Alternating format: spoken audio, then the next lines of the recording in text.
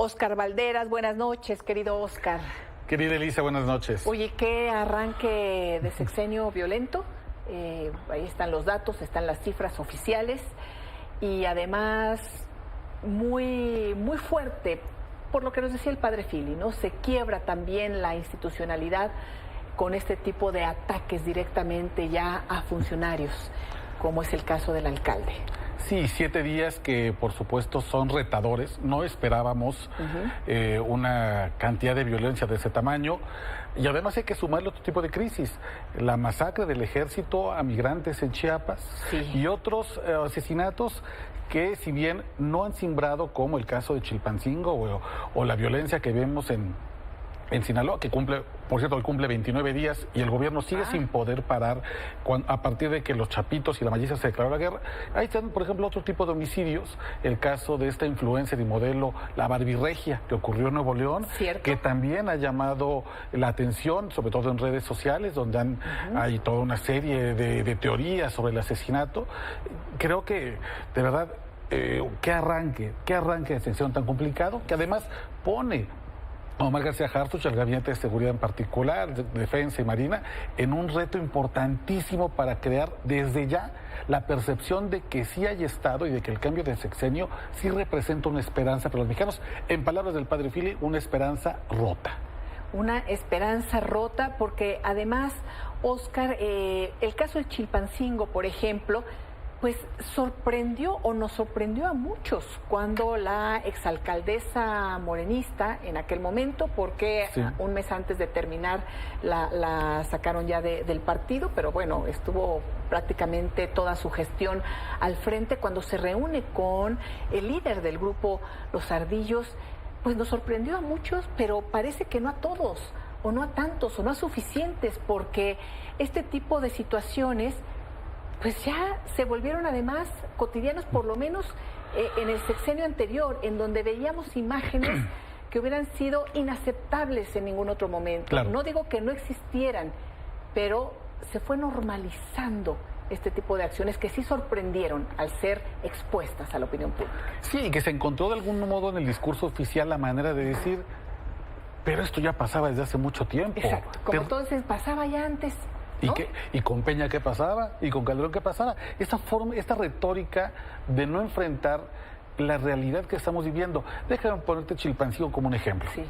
Chilpancingo representa en el territorio total de Guerrero 3.5%. Solamente 8 de cada 1000 guerrerenses viven en Chilpancingo, esto a pesar de que es la capital. 55% de los habitantes viven en pobreza moderada o extrema. Es decir, no es un mercado de drogas apetitoso, en el sentido de que a la gente le sobra el dinero para ir por un gramo de cocaína o para comprarte una droga de estimulante para irte de antro. No es ciertamente un gran atractivo turístico nacional, mucho menos internacional. En realidad es Acapulco, que está devastado en este momento, y tampoco es una gran ruta migrante. ¿Qué entonces se disputa el crimen organizado en Chilpancingo? La extorsión. La extorsión.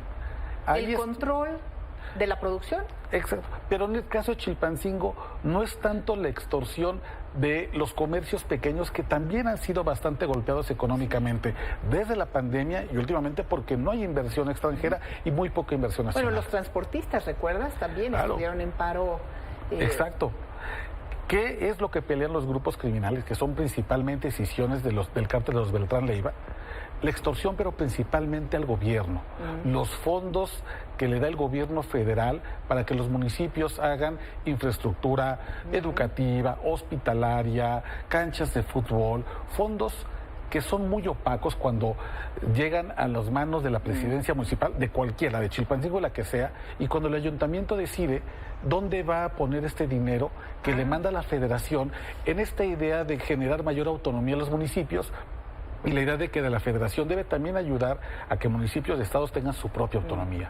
Una vez que ese dinero llega a los ayuntamientos, se vuelve dinero muy opaco, muy difícil de arrastrar, y al cual el crimen organizado tiene un gran interés en poder sacar, porque resulta muy complicado, y esto ha estado en muchos informes de Auditoría Superior de la Federación.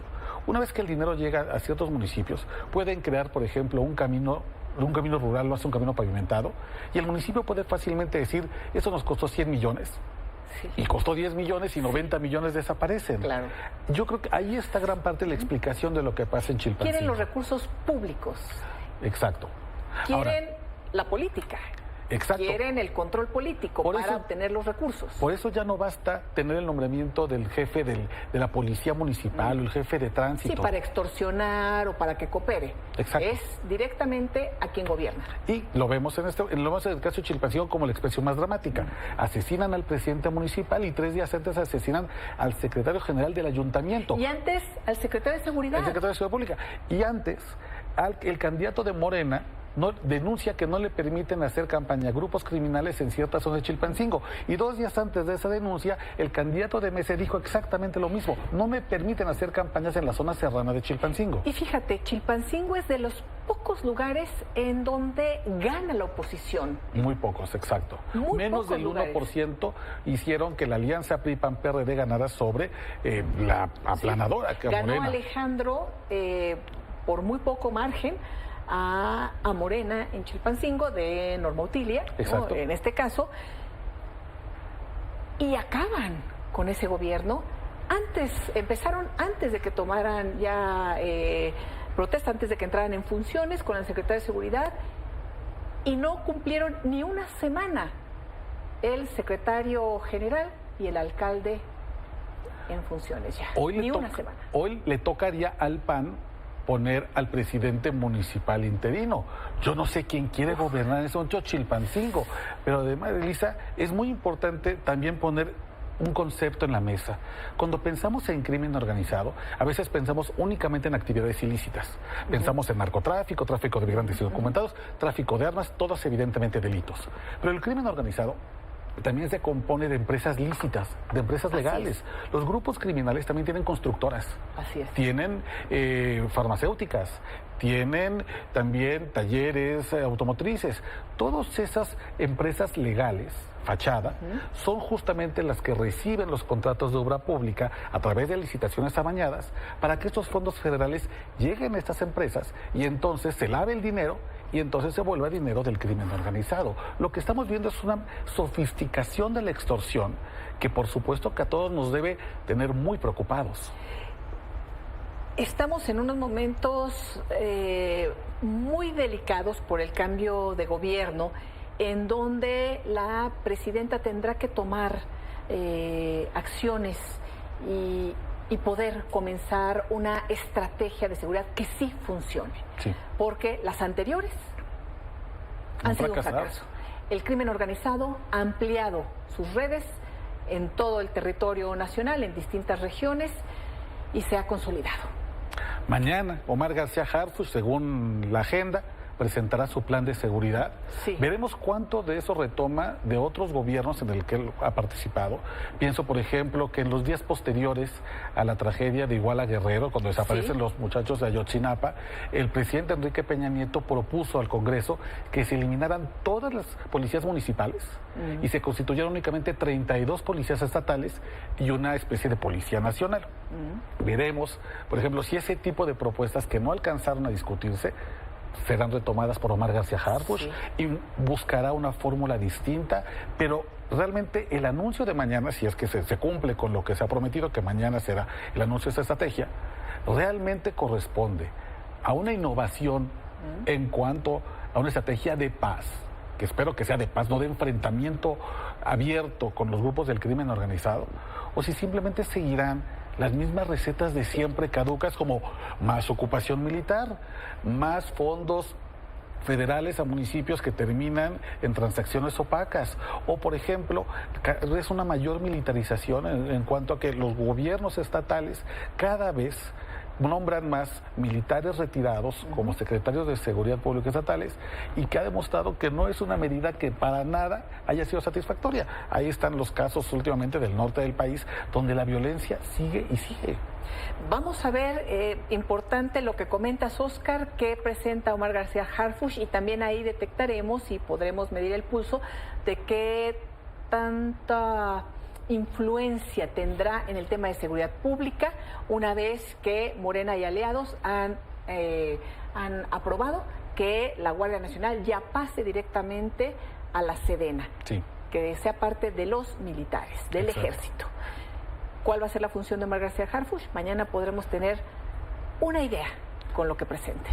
Y sobre todo, cuáles van a ser las prioridades para el siguiente gobierno, que de acuerdo con un documento que se presentó días antes de que Claudia Sheinbaum tomara posesión como presidenta, serían Chiapas, Guerrero, Michoacán, y no estaba Sinaloa en ese diagnóstico.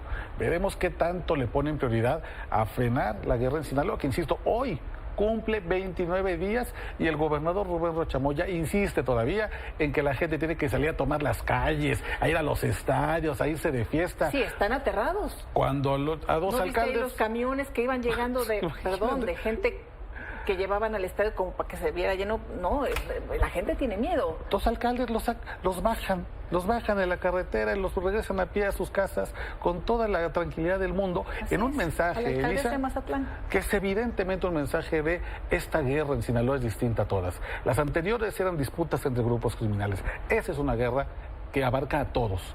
Todos incluye hasta los alcaldes. Muchísimas gracias, querido Oscar. Gracias, querida Elisa. Buenas noches.